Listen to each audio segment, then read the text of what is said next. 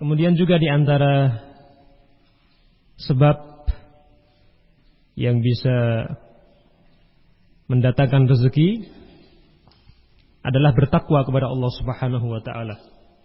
Wa minal asbab taqwallahi azza wa jalla. Di antara sebab yang bisa mendatangkan rezeki adalah bertakwa kepada Allah Subhanahu wa taala. Kama qala ta'ala, sebagaimana firman Allah Subhanahu wa taala dalam surat At-Talaq ayat yang kedua dan yang ketiga.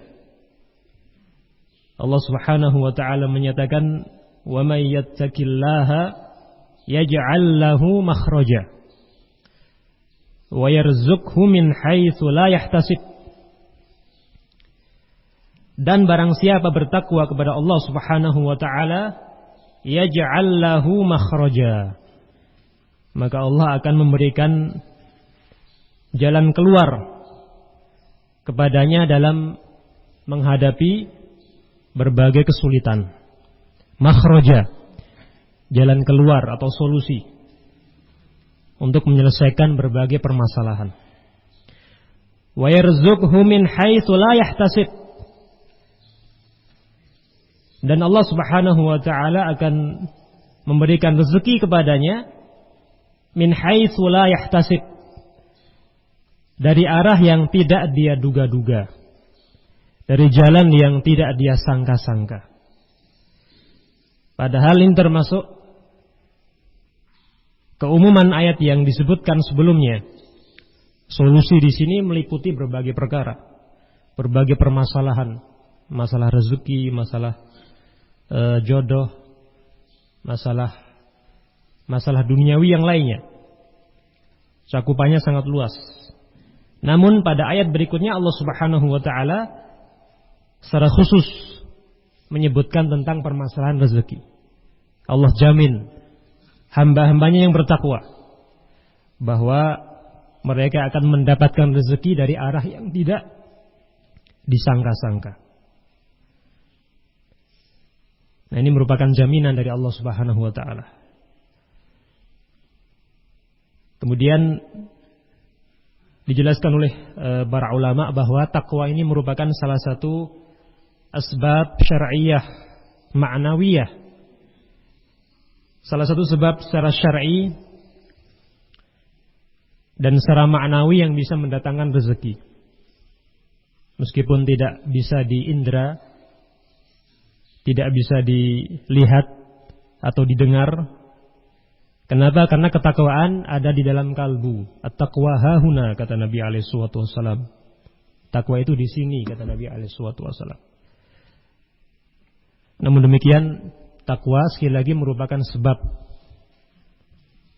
min asbab qawiyah, salah satu sebab yang sangat kuat untuk bisa mendatangkan rezeki kepada seorang hamba. Sehingga barang siapa ingin dimudahkan rezekinya, dilapangkan rezekinya, maka hendaknya dia bertakwa kepada Allah Subhanahu wa taala. Kemudian dia mengatakan, wala taqul, dan janganlah engkau mengatakan, inna rizqa maktubun wa muhaddadun. Sesungguhnya rezeki itu telah tertulis, wa muhaddad, dan telah ditentukan. Walan af'al al-asbab, sehingga aku tidak akan melakukan sebab-sebab allati tusilu ilaih, yang bisa mendatangkan rezeki. Beliau mengingatkan dan memperingatkan, jangan sampai ada seorang muslim yang mengatakan, kalau begitu saya tidak akan bekerja, saya tidak akan melakukan sebab-sebab yang bisa mendatangkan rezeki. Kenapa? Karena semuanya sudah ditulis oleh Allah Subhanahu wa taala. Rezeki telah ditentukan. Sehingga menurut hematnya, rezeki akan tetap datang tanpa bekerja. Rezeki tetap akan bisa diperoleh tanpa melakukan upaya. Nah, pemikiran seperti ini kata beliau, fa inna hadza minal ajaz. Karena sungguh yang demikian ini merupakan suatu kelemahan, suatu ketidakmampuan. Nah, sementara Nabi Shallallahu Alaihi Wasallam dalam sebuah hadis yang sangat masyhur tetap memerintahkan para sahabat untuk beramal. I'malu wa kullun muyassarun lima khuliqalah, kata beliau Shallallahu Alaihi Wasallam. Tatkala sebagian sahabat menanyakan tentang permasalahan ini, Nabi alaihi wasallam menjelaskan kepada mereka bahwa segala sesuatu telah ditakdirkan oleh Allah Subhanahu wa taala. Maka sebagian sahabat bertanya kepada beliau, untuk apa kita beramal? Bukankah semua telah ditakdirkan oleh Allah Subhanahu wa taala? Maka Nabi sallallahu alaihi wasallam memberikan solusi. I'malu fa kullun muyassarun lima khuliqalah. Kata beliau, beramalah. I'malu, kata beliau. Wa kullun muyassarun lima khuliqalah. Masing-masing dari kalian telah dimudahkan lima khuliqalah, kepada penciptaannya. Telah dimudahkan untuk apa dia ditakdirkan. Tatkala seseorang ditakdirkan menjadi orang yang sa'id, orang yang berbahagia, yang sukses dan selamat dunia ataupun akhirat, maka Allah Subhanahu wa taala akan memberikan taufik dan kemudahan baginya untuk melakukan amal soleh, melakukan taatan, dan menjauhi berbagai kemaksiatan. Sehingga yang demikian ini hendaknya menumbuhkan harapan kepada kita semua. Kita berharap dan terus memohon kepada Allah Subhanahu wa taala. Semoga apa yang kita jalani selama ini menjadi tanda dan indikasi yang menunjukkan bahwa Allah Subhanahu wa taala telah memudahkan kepada kita untuk apa kita diciptakan. Bagaimana nasib kita di akhirat nanti? Kita berharap seperti itu. Dan terus berdoa kepada Allah Subhanahu wa taala. Adapun seorang yang ditakdirkan oleh Allah Subhanahu wa taala menjadi orang yang syaqi, orang yang sengsara, yang celaka, na'udzubillahi min dzalik, dunia maupun akhirat, maka dia akan dimudahkan untuk melakukan berbagai kemaksiatan, diberi kelapangan untuk melakukan berbagai perbuatan dosa, na'udzubillahi min dzalik. Kita berlindung kepada Allah Subhanahu wa taala dari hal tersebut. Sehingga solusinya, jalan keluarnya, kata Nabi alaihi wasallam, i'malu, tetaplah kalian beramal. Jangan kemudian kalian merasa tenang dan tidak mau sama sekali melakukan ikhtiar. Ini pemikiran yang salah dan menunjukkan kelemahan dan ketidakmampuan seorang hamba. Coba kita lihat Nabi Shallallahu Alaihi Wasallam. Beliau imamul mutawakkilin, pemimpinnya orang-orang yang bertakwa. Tatkala beliau hendak menuju ke medan Uhud, beliau mengenakan 2 lapis baju besi sebagai bentuk ikhtiar beliau untuk melindungi diri dari berbagai sayatan senjata tajam atau tusukan senjata tajam. Tatkala beliau akan melakukan hijrah ke kota Madinah, sebagai ikhtiarnya beliau meminta tolong kepada dalal, seorang penunjuk jalan. Tidak kemudian beliau langsung melakukan hijrah tersebut tanpa melakukan persiapan sama sekali, tidak. Ketika perang juga seperti itu, saya apa adanya akan menuju ke medan tempur tanpa persiapan sama sekali, tanpa mengenakan baju besi, tanpa memakai senjata dan seterusnya. Tidak seperti itu. Nabi alaihi wasallam tetap melakukan ikhtiar, melakukan sebab-sebab yang bisa memberikan perlindungan kepada beliau dari berbagai mara bahaya. Untuk mencari ma'isyah juga seperti itu. Nabi Shallallahu Alaihi Wasallam pernah menggadaikan baju besi beliau kepada seorang Yahudi yang sampai kemudian beliau meninggal dunia, belum tertebus pegadaian tersebut, untuk mendapatkan apa? Gandum sebagai bahan pokok makanan beliau dan keluarganya. Kalau kita perhatikan kehidupan Nabi Shallallahu Alaihi Wasallam tidak lepas dari ikhtiar, upaya dan usaha untuk melangsungkan kehidupan beliau. Dan itu sama sekali tidak mengurangi, ya apalagi menafikan tawakal kepada Allah Subhanahu wa taala, sama sekali tidak. Bahkan ikhtiar atau usaha merupakan bagian dari tawakal kepada Allah Subhanahu wa taala. Karena tawakal terdiri dari dua prinsip pokok atau elemen dasar yang tidak bisa terpisahkan satu sama lain. Tawakal itu yang pertama, kata para ulama, memiliki i'timad yang kuat, al-i'timadul qawi 'ala Allah azza wa jalla, memiliki sandaran vertikal yang kuat kepada Allah Subhanahu wa taala. Tidak mengandalkan usahanya, tidak mengandalkan kekuatannya, tidak mengandalkan kecerdasannya, mengandalkan kekayaannya, tidak. Dia semata-mata bertopang kepada Allah Subhanahu wa taala. Dia sandarkan sepenuhnya seluruh harapan hanya kepada Allah Subhanahu wa taala semata. Allah Subhanahu wa taala nafi' wa dhar. Hanya Allah Subhanahu wa taala yang mampu memberikan manfaat dan menolak madarat, kemudian menentukan hasil akhirnya. Dia yakin itu. Dia sandarkan sepenuh harapannya kepada Allah Subhanahu wa taala. Kemudian prinsip yang kedua, kata para ulama, adalah amalul asbab al-mubahah fi syariah. Prinsip tawakal yang kedua adalah melakukan sebab-sebab yang mubah menurut pandangan syariat Islam. Usaha-usaha yang diperbolehkan menurut kacamata agama Islam. Sehingga intinya adalah apa?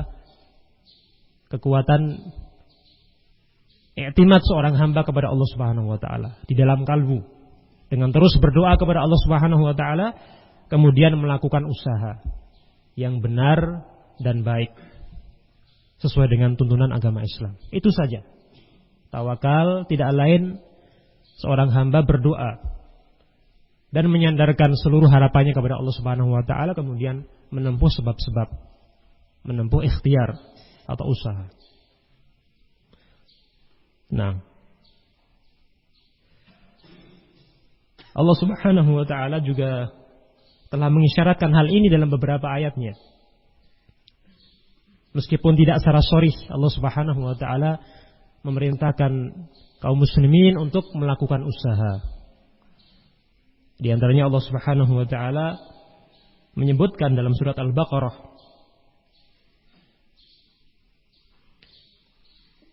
wa anfiqu fi sabilillah wa la tulqu bi aydikum ila tahlukah. Kata Allah Subhanahu wa taala, wa la tulqu bi aydikum ila tahlukah. Janganlah kalian menjerumuskan diri-diri kalian kepada kebinasaan. Wa la tulqu bi aydikum ila tahlukah. Artinya apa? Artinya Allah Subhanahu wa taala melarang seorang hamba untuk melakukan sebab-sebab kebinasaan. Berbagai sebab yang bisa membinasakan seorang hamba, yang bisa mencelakakan dirinya. Wala tulqu bi aydikum ila tahlukah. Janganlah kalian menjerumuskan diri-diri kalian kepada kebinasaan. Allah Azza wa Jalla juga menyatakan wala taqrabuz zina, dan janganlah kalian mendekati perbuatan zina. Artinya apa? Larangan dari Allah Subhanahu wa taala untuk melakukan berbagai hal yang bisa menjerumuskan seorang hamba kepada perbuatan zina. Mengumbar pandangan kepada wanita ajnabiyah, kemudian melakukan ikhtilat, percampuran antara laki-laki dan wanita yang bukan mahramnya, kemudian melakukan salaman atau jabat tangan dan lain sebagainya. Dari berbagai hal yang bisa menjerumuskan kepada perbuatan zina. Nah ini secara tersirat Allah Subhanahu wa taala memerintahkan kaum muslimin untuk melakukan sebab, untuk melakukan ikhtiar. Wal qiyasah wal hazm, kata Syekh, wal qiyasah wal hazm. Sementara kecerdasan dan keteguhan, al qiyasah wal hazm, kecerdasan dan keteguhan, antas'ali rizqik, mengharuskan Anda untuk berusaha mencari rezeki. Kalau Anda seorang yang cerdas, Anda seorang yang teguh pendiriannya, maka berupayalah untuk melakukan upaya dalam mencari ma'isyah. Berusahalah untuk melakukan ikhtiar atau sebab dalam mencari ma'isyah. Walima yanfa'uka fi dinika wa dunyaka, dan untuk melakukan hal-hal yang bermanfaat bagi Anda. Fi dinika wa dunyaka, apakah terkait dengan urusan agama maupun duniawi. Terus berusaha dan tentunya semangat untuk melakukan sebab-sebab tersebut. Nabi sallallahu alaihi wasallam pernah menyatakan, al-mu'minul qawi khairun wa ahabbu ilallah minal mu'minid dhaif. Kata beliau, seorang mukmin yang kuat itu lebih baik dan lebih dicintai oleh Allah Subhanahu wa taala daripada seorang mukmin yang lemah. Lemah di sini dalam pengertian lemah imannya, bukan lemah fisiknya. Kalau lemah fisik tidak menjadi jaminan seorang muslim levelnya berada di bawah orang yang lebih kuat fisiknya. Belum tentu seperti itu. Terkadang kekuatan fisik membawa pemiliknya kepada berbagai hal yang negatif, dimanfaatkan untuk kemaksiatan kepada Allah Subhanahu wa taala, untuk berbuat zalim, untuk berbuat kejahatan dan lain sebagainya. Sehingga ulama mengatakan bahwa kekuatan yang dimaksud dalam hadis ini adalah kekuatan imaniyah, kekuatan iman seorang hamba. Seorang mukmin yang kuat keimanannya lebih baik dan lebih dicintai oleh Allah Subhanahu wa taala daripada seorang mukmin yang lemah keimanannya. Wa fi kullin khairun. Namun masing-masing dari keduanya memiliki kebaikan. Seorang mukmin yang lemah keimanannya dan seorang mukmin yang kuat keimanannya sama-sama memiliki kebaikan. Dua-duanya baik. Namun yang kedua lebih baik daripada yang pertama. Kemudian kata beliau sallallahu alaihi wasallam, ihris ala ma yanfa'uk. Bersemangatlah dan antusiaslah untuk melakukan hal-hal yang bermanfaat bagimu. Semangat. Nah, ini langkah pertama yang harus dijalani oleh seorang hamba. Dia harus benar-benar berusaha untuk mempelajari apa yang hendak dia lakukan, bermanfaat atau tidak. Kalau bermanfaat, maka kata Nabi SAW, semangatlah, jangan ragu-ragu, semangat dan antusias untuk melakukan aktivitas tersebut. Sekali lagi, langkah pertama, tahapan pertama yang harus kita jalani adalah berusaha untuk mempelajari apakah aktivitas ini bermanfaat atau tidak. Kalau bermanfaat, maka antusiaslah, semangatlah untuk melakukannya. Nah, kemudian kata Nabi SAW ketika menjelaskan langkah yang kedua, wasta'in billah, dan mintalah tolong kepada Allah Subhanahu wa taala. Nah, ini bagian dari tawakal kepada Allah Subhanahu wa taala. Ketika seseorang telah mengetahui bahwa hal tersebut bermanfaat, kemudian dia telah menumbuhkan semangat dalam jiwanya, maka tahapan berikutnya adalah dia harus senantiasa meminta pertolongan kepada Allah Subhanahu wa taala. Jangan kemudian melupakan Allah Subhanahu wa taala. Terus berdoa dan memohon kepada Allah Subhanahu wa taala. Wala ta'jaz, dan janganlah engkau merasa lemah, merasa bosan. Nabi SAW mengisyaratkan bahwa seorang muslim harus berusaha untuk istiqamah ketika melakukan amalan tersebut. Dia continue dalam menjalaninya, rutin terus berusaha untuk melakukan hal tersebut. Jangan kemudian merasa bosan dan berputus asa, kemudian meninggalkannya secara total. Menuntut ilmu agama misalnya, kita ambil contoh. La syak, ya sangat bermanfaat. Bahkan afdalul a'mal, amalan yang paling afdal saat ini. Nah, secara umum menuntut ilmu agama lebih afdal daripada amalan-amalan yang lainnya. Setelah amalan yang hukumnya wajib, maka kita harus senantiasa semangat untuk menuntut ilmu agama. Terus kita pupuk antusias dalam jiwa kita untuk mempelajari ilmu agama dengan berbagai cara. Semangat tersebut akan tumbuh ketika seseorang mengupayakannya dengan berbagai cara, dengan berbagai metode. Di antaranya dengan terus berdoa kepada Allah Subhanahu wa taala, meminta perlindungan kepada Allah Subhanahu wa taala dari kasal, dari rasa malas. Bukankah Nabi Shallallahu alaihi wasallam telah mengajarkan hal tersebut kepada kita? Berlindung dari kemalasan. Kemalasan itu penyakit. Kita berlindung kepada Allah Subhanahu wa taala. Kemudian dengan cara bergaul, berteman, berinteraksi dengan orang-orang yang soleh, orang-orang yang rajin belajar, itu juga akan menumbuhkan semangat kita untuk melakukan hal yang sama. Kemudian juga di antara upaya yang bisa ditempuh adalah dengan membaca sirah para ulama. Juga seperti itu, kita baca sirah para ulama. Betapa mereka orang-orang yang sangat antusias dalam menuntut ilmu agama. Rela menempuh perjalanan berhari-hari demi untuk mendapatkan satu hadis. Subhanallah.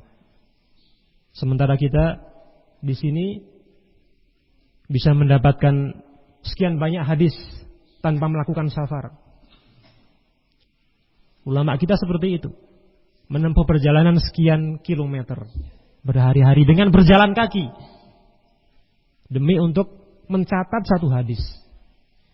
yakni ta'zim yang luar biasa terhadap ilmu agama, terhadap hadis Nabi Shallallahu Alaihi Wasallam. Sementara kita sekarang dimudahkan oleh Allah Subhanahu Wa Taala untuk mendengarkan hadis, kemudian mencatatnya. Sehingga kata ulama, di antara salah satu bentuk ta'zim seorang muslim terhadap ilmu agama, pemuliaannya terhadap ilmu agama adalah mencatat faedah-faedah yang disampaikan dalam forum seperti ini. Jangan disia-siakan. Kalau ada faedah yang belum diketahui maka dicatat, hadis atau ayat atau faedah ilmiah maka dicatat. Salah satu bentuk ta'zim seorang muslim terhadap ilmu agama. Karena bisa kita bayangkan seorang ulama mengorbankan segala apa yang dia miliki untuk mencatat satu hadis. Nah, tentunya di samping faedah-faedah lain yang sangat banyak, memperkuat hafalan kita sebagai media untuk murojaah, dan lain sebagainya. Baik, tanamkan antusias dan semangat untuk senantiasa menuntut ilmu agama.